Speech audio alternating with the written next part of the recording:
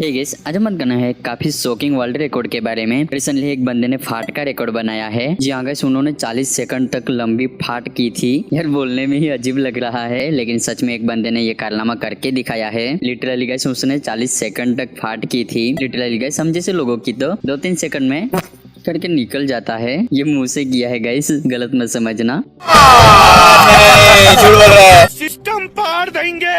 आप अपनी फाट कितनी देर तक कर सकते हो कमेंट में जरूर बताना। चलिए इसी के साथ में दूसरी एक अपडेट की बात कर लेते हैं। रिसेंटली ही फिजिक्स वाला यानी अलक पांडे सर ने शाहरुख खान को सबसे रिचेस्ट पर्सन में सप्रेस कर दिया है। मतलब उन्होंने उनको पीछे कर दिया है। जी हाँ गाइस, अलक पांडे की नेटवर्थ है 14.510 करोड़। वहीं अगर शाहरुख खान की बात करें 12.490 करोड़। फिजिक्स वाला की नेटवर्थ शाहरुख खान से भी ज्यादा है। आपको दोनों में से बेस्ट न्यूज कौन सी लगी कमेंट में जरूर बताना।